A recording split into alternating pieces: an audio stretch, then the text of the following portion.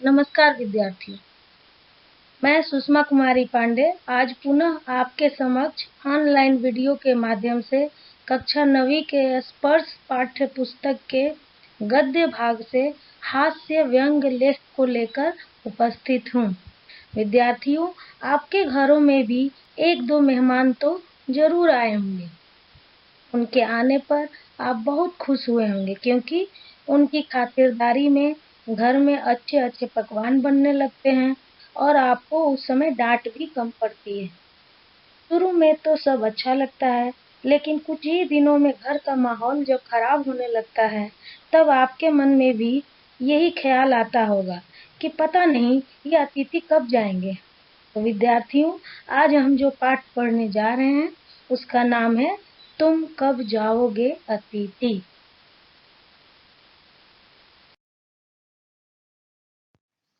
इस पाठ के लेखक हैं शरद जोशी।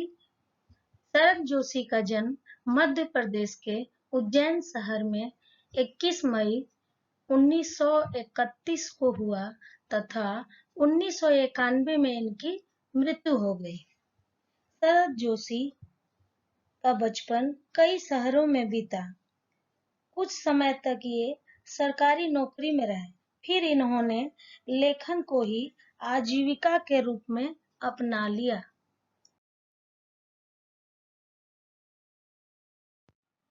हमारे देश में अतिथि को देवता के समान माना जाता है और इसी भावना से आतिथ्य सत्कार किया जाता है।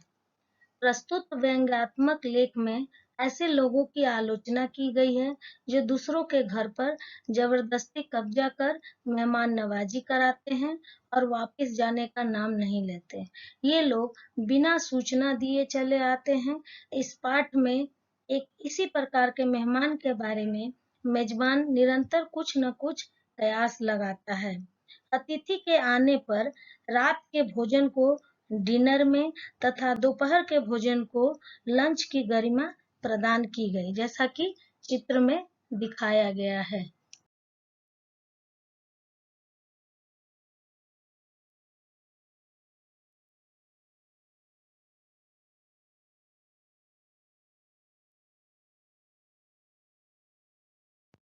प्रस्तुत चित्र में दिखाया गया है, लिखा है अतिथि, that's why they are called atithi. अतिथि का मतलब ही होता है अ मतलब नहीं, तिथि यानी तारीख, जिसके आने की कोई तिथि न हो, तारीख न हो। और लेख में भी दिखाया गया है कि विगत 2 दिनों से लगातार अतिथि को दिखा दिखाकर तिथि यानी तारीखें बदली जा रही हैं, लेकिन मेहमान या अतिथि पर कुछ फर्क नहीं पड़ रहा है। लाखों मील यात्रा करके वे 2 एस्ट्रोनॉट्स भी इतने समय चांद पर नहीं रुके थे जितने समय तुम एक छोटी सी यात्रा करके आए हो।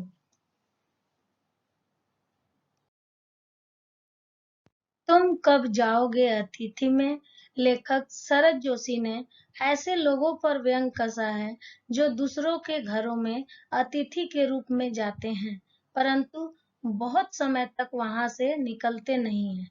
यह पाठ व्यंग्यात्मक शैली में लिखा गया है। लेखक ने व्यंग में लोगों को समझाने का प्रयास किया है। लेखक के अनुसार अच्छा अतिथि वह होता है जो अपने आने से पूर्व सूचना दे और पूछ कर आए कि हम आ रहे हैं। एक अच्छे अतिथि की विशेषता यह है कुछ दिन का आतिथ्य कराए और वापस चला जाए। जो लोग बिना किसी सूचना के आ धमकते हैं और कई कई दिनों तक जाने का नाम नहीं लेते हैं, ऐसे लोग मेजबानों की सरदर्दी का कारण बनते हैं। उनके कारण परिवार का दिवाला निकल जाता है और उनका बटुआ कांपने लगता है, परंतु उनके अतिथि को इससे कोई असर नहीं पड़ता। ऐसे अतिथियों को सबक सिखाने के उद्देश्य से लेखक ने इस पाठ की रचना की है। अब हम पाठ के कुछ मुख्य बिंदु एवं मूल भाव पर प्रकाश डालेंगे। तो पाठ के मुख्य बिंदु हैं अनचाहे अतिथि का आगमन यानी अनचाहे मेहमान का आना। दूसरा बिंदु है औचित्यपूर्ण ढंग से अतिथि का स्वागत करना, मतलब कि जिस तरह से हमारे घरों में स्वागत करते हैं, हमारी संस्कृति है, रिवाज है कि मेहमान को एक देवता के समान उनका स्वागत किया जाता है।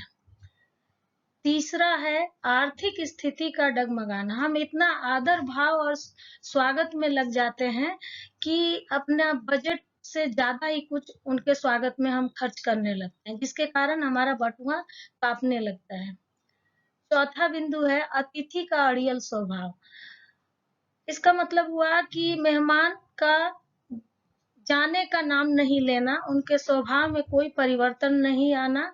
अड़ियल स्वभाव यानी कि अभी हम यहीं पर रहेंगे।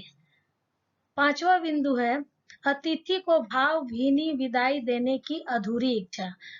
अब जो मेजबान है, जिनके घर अतिथि आते हैं, वो सोचते हैं कि ये 2-4 दिन रहकर अच्छे से चले जाएं, जिससे हम उनको भावभीनी मतलब आदर भाव के साथ विदाई देकर भेज दें। लेकिन यहाँ पर इस लेख में मेहमान को मेजबान की अधूरी इच्छा ही रह जाती है भावभीनी विदाई देने की। अब देखिए यहाँ दूसरे चार्ट में दिखा रही हूँ मूल भाव। इस पाठ के मूल भाव अतिथि देवो भव की संकल्पना का बदलता स्वरूप। पहले हमारे प्राचीन भारत में अतिथि देवो भव का संकल्पना होती थी कि नहीं, कोई भी कार्य हो, कोई भी परिस्थिति हो, हम अतिथि सत्कार करके ही भेजेंगे। लेकिन आजकल रोजमर्रा की जिंदगी में, व्यस्त जिंदगी में इसका भी रूप बदलता जा रहा है, क्योंकि विकास के दिनों में लोग हर घर में पति पत्नी दोनों रोजगार कर रहे हैं, दोनों नौकरी कर रहे हैं, जिसके कारण आतिथ्य सत्कार में कमियां आती जा रही है।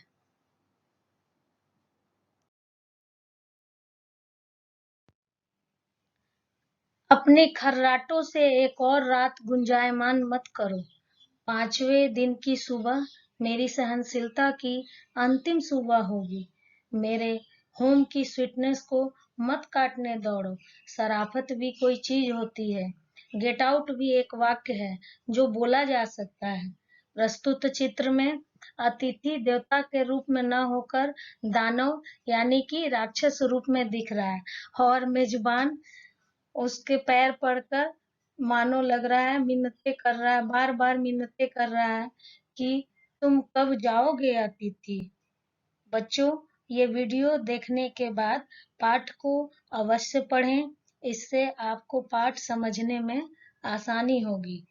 पीडीएफ में शब्दार्थ, प्रश्नोत्तर एवं भाषा अध्ययन संबंधी कार्य दिए गए हैं, उसे नोटबुक में अवश्य करेंगे। धन्यवाद।